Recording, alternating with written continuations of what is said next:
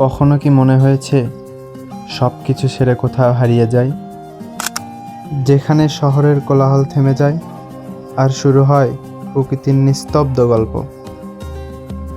আমি এখন দাঁড়িয়ে আছি সেই জায়গায়, সবুজে মোড়া, পাহাড়ে ঘেরা স্বপ্নের মতো এক জেলা, সিলেট। এখানে বাতাসেও মিশে থাকে চায়ের গন্ধ, ঝর্ণার শব্দে লুকিয়ে থাকা হাজারো অজানা গল্প, আর প্রতিটা পথ যেন নিয়ে যায় নতুন কোনো অনুভূতির দিকে। আজকের এই যাত্রায় আমি আপনাদের নিয়ে যাব সিলেটের কিছু জনপ্রিয় দর্শনীয় স্থানে। শুধু ঘুরে দেখানোই নয়, 2 দিন 1 রাতের সম্পূর্ণ ভ্রমণ গাইডলাইন পাবেন এই ভিডিওতে। কিভাবে যাবেন, কোথায় থাকবেন, আর মোট কত খরচ হতে পারে, সব কিছুই জানতে পারবেন এই ভিডিওতে। তাহলে চলুন হারিয়ে যাই সিলেটের সেই অপার সৌন্দর্যে। আল্লাহর নাম নিয়ে বগুড়ার ঠনঠনিয়া বাস স্ট্যান্ড থেকে শুরু হয় আমাদের সিলেটের পথ চলা। বগুড়া থেকে সিলেট আমাদের বাস ভাড়া পড়েছে প্রায় 900 টাকা। তবে আপনারা দেশের যে কোনো প্রান্ত থেকেই খুব সহজে সিলেটে পৌঁছে যেতে পারবেন। রাত ঠিক 9টায় আমাদের বাসটি ছেড়ে যায় গন্তব্যের উদ্দেশ্যে। আর দীর্ঘ এই রাতের যাত্রা শেষে প্রায় সকাল 7:30 আমরা পৌঁছে যাই সিলেটের কদমতলী বাস টার্মিনালে। কদমতলী বাস টার্মিনালে পৌঁছানোর পর সেখান থেকে জনপ্রতি 40 টাকা ভাড়ায় একটি সিএনজি রিজার্ভ করে আমরা রওনা হলাম দরগা রোডের উদ্দেশ্যে। দরগা গেটে পৌঁছানোর পর আপনারা আশেপাশে অনেক থাকার হোটেল খুঁজে পেয়ে যাবেন। তবে একটা কথা মনে রাখবেন, হোটেলে ওঠার আগে অবশ্যই দামাদামি করে নেবেন। খাবার নিয়েও কোনো চিন্তা নেই, এই এলাকাতে আশেপাশে অনেক খাবার রেস্টুরেন্ট আছে। আমরা 3 জন মিলে 900 টাকায় একটি থাকার হোটেল ঠিক করে নিলাম, যেখানে জনপ্রতি আমাদের খরচ পড়েছে 300 টাকা পার নাইট। আপনারা চাইলে হজরত শাহজালাল রহমাতুল্লাহ আলাইয়ের কবর জিয়ারতের মাধ্যমে দিনটি শুরু করতে পারেন। তবে আমরা সিদ্ধান্ত নেই রাতে কবরের আশেপাশটা ঘুরে দেখব। সকালের খাবার খেয়ে আমরা বেরিয়ে পড়ি আমাদের গন্তব্যের দিকে। আজ আমাদের ভ্রমণের প্রথম দিন, আর এই দিনটায় আমরা ঘুরে দেখব সাদা পাথর, রাতারগুল আর মালনীছড়া চা বাগান। এই জায়গাগুলোতে যেতে হলে আপনারা লোকাল বাস অথবা সিএনজি দুটোই ব্যবহার করতে পারেন। তবে আমরা যেদিন গিয়েছিলাম সেদিন লোকাল বাস সার্ভিস বন্ধ ছিল, তাই আমরা সিদ্ধান্ত নিলাম পুরো দিনের জন্য একটি সিএনজি রিজার্ভ করার। এর জন্য আপনাদের চলে আসতে হবে আম্বরখানা পয়েন্টে। সেখান থেকেই লোকাল সিএনজি এবং বাস পাওয়া যায়। আমরা ছিলাম 3 জন, পরে আরও 3 জনের একটি গ্রুপের সাথে কথা বলে মোট 6 জন মিলে সারাদিনের জন্য একটি সিএনজি ঠিক করি, যার ভাড়া পড়ে আমাদের সারাদিনের জন্য 1500 টাকা।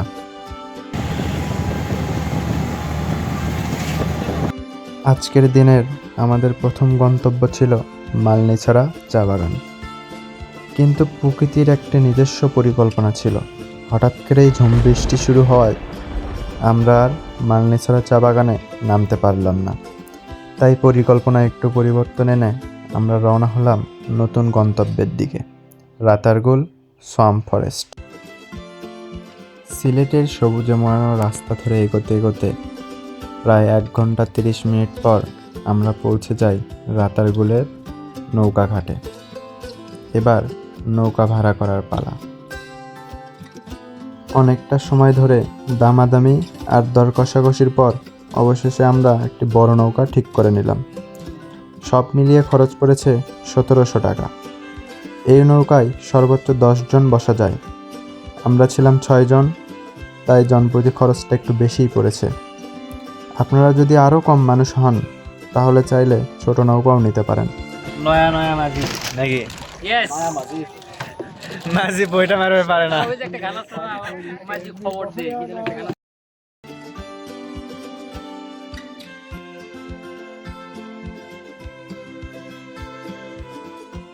নৌকায় উঠেই শুরু হলো এক অন্যরকম যাত্রা।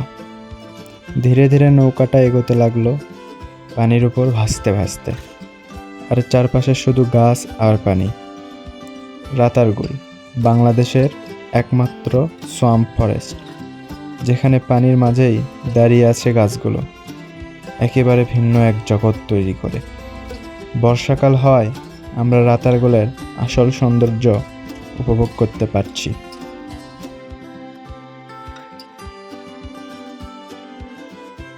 বিপ্লব, হোয়াটস ইউর ফিলিং? और सेल्फी হবে না আমি ফিলিং না ঘুরতে ঘুরতে আমরা পৌঁছে গেলাম রাতারগুলের ওয়াচ টাওয়ারের কাছে, যেখানে পর্যটকদের এখন উঠতে দেওয়া হয় না, ঝুঁকিপূর্ণ বলে। আর কিছুক্ষণের মধ্যে শুরু হয়ে গেল আমাদের মাঝি মামার কণ্ঠে সুমধুর গান। কালিয়া দেখো আসিয়া আমার বন্ধু চিকন কালিয়া দেখো আসিয়া আমি কেমন আছি পরের ঘরে তোমার পাশরিয়া, কেমন আছি পরের ঘরে তোমার পাশরিয়া দেখো আসিয়া আমার এই গাছ টাছ বন্ধু কোষ, চিকন বিপ্লব। কালিয়া দেখো আসিয়া যদি দেখার ইচ্ছা হয় তোমার নিঠুর মনে লয় আহা, আমার কুলের ঘাটে আইসো দুপুরের সময় যদি দেখার ইচ্ছা হয় তোমার নিঠুর মনে লয় রাতার গুলের ঘাটে আইসো দুপুরের সময় আমি জল বরিবার চল করিয়া দেখব নয়ন ভরিয়া, চল বরিবার চল করিয়া দেখব নয়ন ভরিয়া দেখো আসিয়া আমার বন্ধু চিকন কালিয়া। এভাবে ঘুরতে ঘুরতে রাতারগুলকে বিদায় বলার সময় হয়ে গেল। রাতারগুলে ঘোরার সময় মাঝিরা ফেরার জন্য অনেক তাড়া দেয়। তাদের তাড়াহুড়ায় কান্না দিয়ে নিজের মতো ঘোরার চেষ্টা করবেন। আমরা মোট প্রায় 1 ঘন্টার মতন ঘুরেছিলাম, যা একটু পয়সা হিসেবে কমই মনে হয়েছিল। রাতারগুলকে বিদায় জানিয়ে আমরা রওনা দিলাম ভোলাগঞ্জ সাদা পাথরের দিকে। সীমান্তবর্তী এলাকা হওয়ায় পথে অনেক ভারতীয় মালবাহী ট্রাক চোখে পড়ছিল। সাদা পাথরের দিকে যত এগোচ্ছিলাম ততই সামনে ভেসে উঠছিল দানবাকৃতির পাহাড়। পাহাড়ের চূড়া মেঘে ঢাকা, দেখতে যেন একেবারে স্বপ্নের মতো লাগছিল। তখন ঘড়িতে সময় দুপুর 1টা, তাই আমরা সিদ্ধান্ত নিলাম এখনই সাদা পাথরে না গিয়ে আগে দুপুরের খাবারটা সেরে নেব। নৌকাঘাটের একটু সামনেই পানসি রেস্টুরেন্টে আমরা যাত্রা বিরতি দিলাম। সেখান থেকে পাহাড়ের দৃশ্যগুলো একেবারে অসাধারণ, কিন্তু পরে জানতে পারলাম এই পাহাড়গুলো একটাও আমাদের না, সবগুলোই ভারতের মেঘালয় রাজ্যের। তখন আফসোসের লেভেলটা কোথায় ছিল একবার ভাবুন। সামনের পাহাড়গুলো ইন্ডিয়া, কি সুন্দর পাহাড়। আর বাংলাদেশের এই যে পানসি রেস্টুরেন্ট। দুপুরের খাবার খেয়ে আমরা পৌঁছে গেলাম সাদা পাথরের নৌকাঘাটে। এখানে প্রথম কাজ টিকিট সংগ্রহ করা। আপনারা যতজনই হন না কেন একটা নৌকা রিজার্ভ নিতে হবে। ভাড়া 800 টাকা, সর্বোচ্চ 8 জন বসতে পারবেন। একটু আজগুবি নিয়মই বলা চলে, তবে আমরাও কম না। শুরুতে ছিলাম 3 জন, পথে 3 জনের সাথে হয়ে গেছি 6 জন। এবার নৌকা ঘাটে এসে আরও 2 জনকে সাথে নিয়ে পুরো করলাম 8 জন। এবার জনপ্রতি খরচ পড়ল 100 টাকা। সব কিছু ঠিকঠাক করে আমরা রওনা দিলাম সাদা পাথরের দিকে। সামনে দাঁড়িয়ে ছিল মেঘালয়ের সেই দানবাকৃতির পাহাড়গুলো। দেখতে এক অন্যরকম অনুভূতি লাগছিল।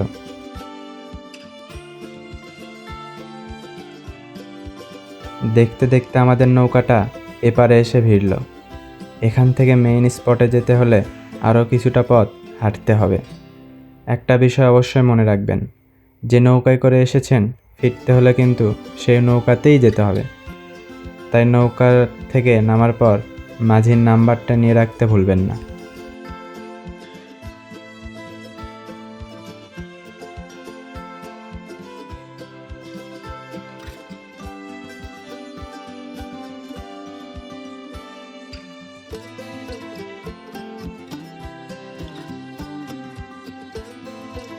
হাঁটতে হাঁটতে এক সময় পৌঁছে গেলাম সাদা পাথরের মেইন স্পটে।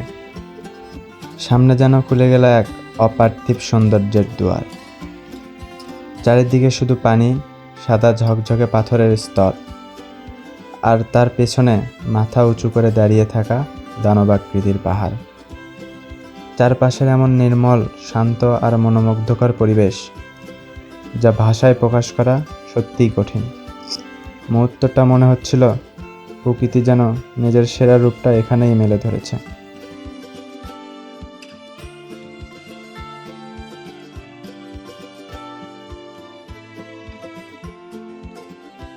আমরা আছি বিছানাকান্দিতে, কিন্তু আমাদের সাথে একজন নেই। প্রিয় কে? শ্রদ্ধা ভাজন বন্ধু এবং বড় ভাই আলামিন ভাই। তাকে আমরা পেয়েছি পাথরে। তাকে আমরা পেয়েছি পাথরে। এসব কি আলামিন এসব প্লাস কি? সাদিয়া। আলামিন ভাই আবার টিম এনে দিয়েছে। আলামিন ভাই না থেকেও আছে এই সৌন্দর্যের মাঝে।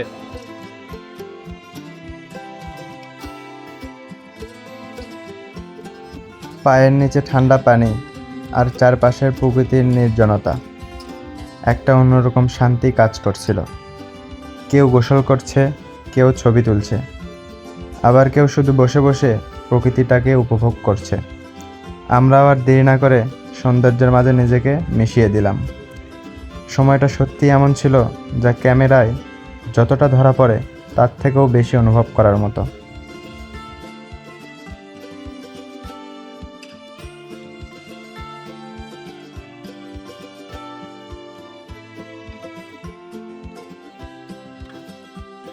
যাত্রার শুরুতে যাদের সাথে পরিচয় হয়েছিল, অল্প সময়ের মধ্যেই তাদের সাথে গড়ে উঠেছিল একদম বন্ধুত্বপূর্ণ সম্পর্ক।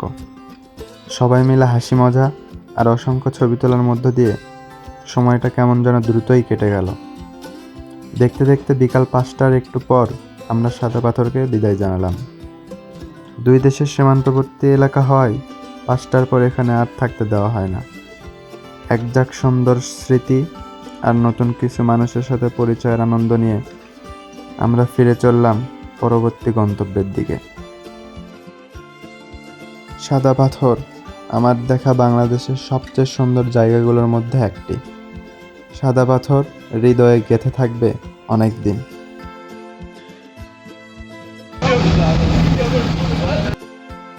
সাদা পাথর থেকে ফিরে আমাদের শেষ গন্তব্য ছিল মালনীছড়া চা বাগান, কিন্তু তখন দিনের আলো প্রায় শেষের দিকে।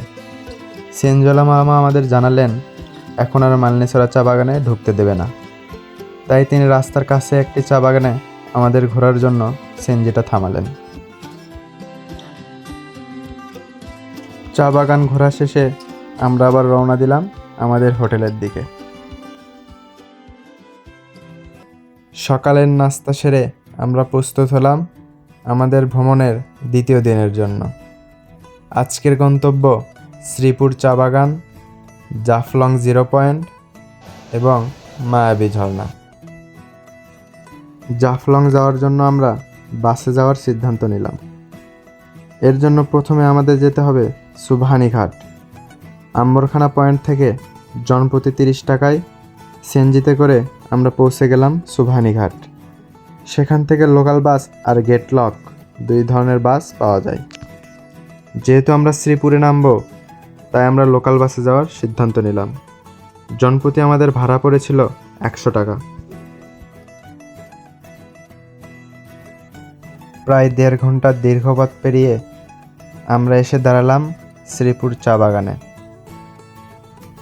সামনে দাঁড়িয়ে আছে মেঘালয়ের পাহাড়, আর সেই পাহাড়ের গায়ে খেলছে মেঘের ভেলা।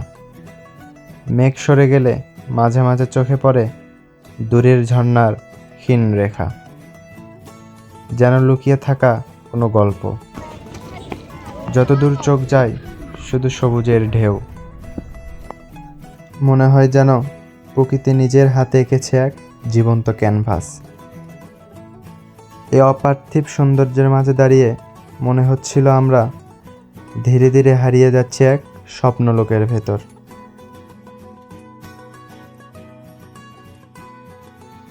চা বাগানের সবুজ আর পাহাড়ের বুকে ভেসে বেড়ানো মেঘ সব মিলিয়ে যেন এক অপার্থিব দৃশ্য তৈরি করেছে।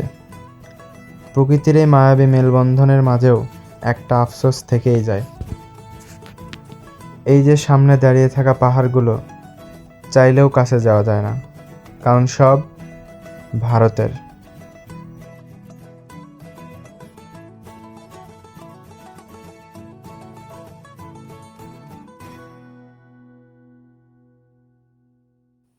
চা বাগানের সামনে কিছুক্ষণ অপেক্ষা করলেই জাফলংগামী বাস পেয়ে যাবেন।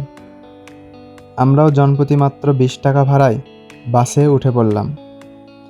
পথে যেতে যেতে মেঘালয়ের পাহাড় আর দূরের ঝর্ণাগুলোর অপার্থিব সৌন্দর্য উপভোগ করতে করতে কখন যে জাফলং পৌঁছে গেলাম টেরই পেলাম না।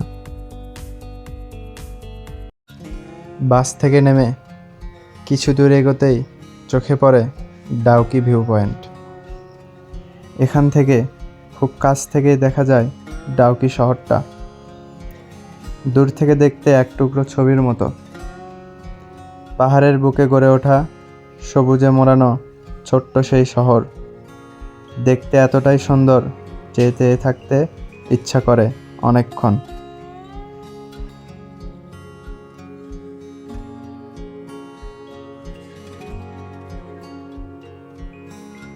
ডাউকির সৌন্দর্য উপভোগ করে আমরা হাঁটা শুরু করলাম পিয়াইন নদীর দিকে। পথে যেতে যেতে চোখে পড়ছিল অনেক ছোট দোকান, যেখান থেকে বিভিন্ন ইন্ডিয়ান পণ্য খুব কম দামে সহজেই কিনতে পারবেন। আর কিছুটা সামনে এগোতে গিয়ে আমাদের একটু ঘুরে যেতে হলো, কারণ বর্ষাকালে পানির পরিমাণ বেড়ে যাওয়ায় মেইন পয়েন্টে যাওয়ার রাস্তা একটু পরিবর্তন হয়ে গেছে।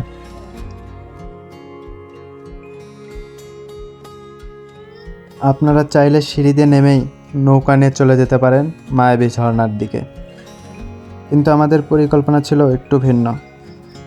আমরা দেখতে চাচ্ছিলাম ডাউকি ব্রিজ আর সেই ভারতীয় সীমান্তের পাশটা। তাই আমরা সোজা না গিয়ে একটু ঘুরে এগোতে লাগলাম মেইন পয়েন্টের দিকে। সামনে পিয়াইন নদী। বর্ষাকাল হওয়ায় পানি খুব একটা স্বচ্ছ ছিল না। সামনে ছিল একটা দড়ির বর্ডার, যার ওপারে ছিল বিএসএফ আর কিছু ভারতীয় মানুষ নিজেদের মতো সময় কাটাচ্ছে। দুই দেশের সীমান্তের ভিন্ন এক পরিবেশ। দূরে দেখা যাচ্ছিল ডাউকি ব্রিজ আর পাহাড়ে মেঘেদের খেলা, দেখতে দারুণ লাগছিল।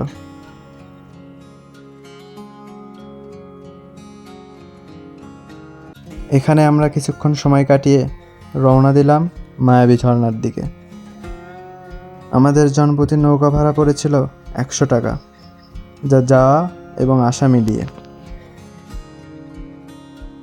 নৌকায় চড়ে মায়াবী ঝর্ণায় যাওয়ার সময় আরও ছোট ছোট বেশ কয়েকটা সুন্দর ঝর্ণা দেখতে পারবেন, যা যাত্রাটিকে আরও আকর্ষণীয় করে তোলে।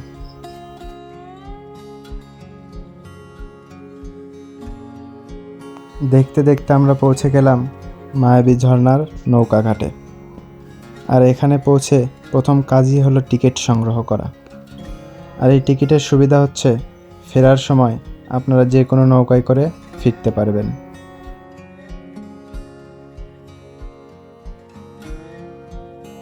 আপনারা চাইলে এখানেই দুপুরের খাবারটাও সেরে নিতে পারেন। আর এখান থেকে একটু সামনে হাঁটলেই পেয়ে যাবেন সেই মায়াবী ঝর্ণা।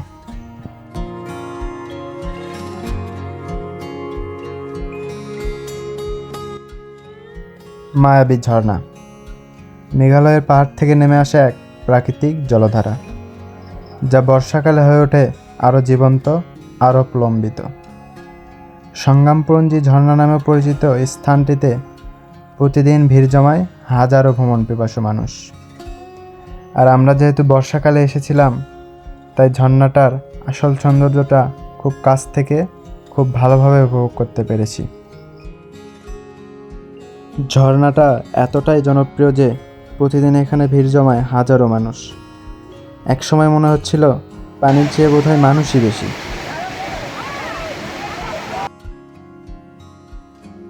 বন্ধুদের সাথে ছবি তোলা আর মজা করার সময় একটা বিষয় অবশ্যই খেয়াল রাখবেন, এখানকার পাথরগুলো অনেক পিচ্ছিল হয়ে থাকে, তাই সাবধানে চলাফেরা করা উচিত। আর অযথা ঝুঁকি নিয়ে বেশি উপরে ওঠার চেষ্টা না করাই ভালো। মায়াবী ঝর্ণার সৌন্দর্য উপভোগ আর অনেকটা মজা করার পর আমাদের সময় হলো এই ঝর্ণাকে বিদায় জানানোর। তাই ঝর্ণাকে পিছনে ফেলে আমরা ফেরার পথ ধরলাম। আর আপনারা যদি ফিরতি পথে কেনাকাটা করতে চান, ঝর্ণার এখান থেকে না কিনে জাফলং থেকে কেনাটাই বেটার হবে। আর এরই মধ্য দিয়ে শেষ হচ্ছে আমাদের 2 দিন 1 রাতের সিলেট ভ্রমণের গল্প। আপনারা চাইলে দ্বিতীয় দিনের প্ল্যানে জাফলংয়ের সাথে লালাখাল আর খাসিয়াপল্লিও রাখতে পারেন, তবে বর্ষাকাল হওয়ায় আমরা লালাখালকে আমাদের লিস্টে রাখিনি, আর সময়ের অভাবে খাসিয়াপল্লিতেও যাওয়া সম্ভব হয়নি। ভিডিওটা ভালোভাবে দেখলে কোথায় কত খরচ হয়েছে সব বিস্তারিত জানতে পারবেন। ধন্যবাদ সাথে থাকার জন্য। আবার দেখা হবে নতুন কোনো ভ্রমণে ইনশাল্লাহ।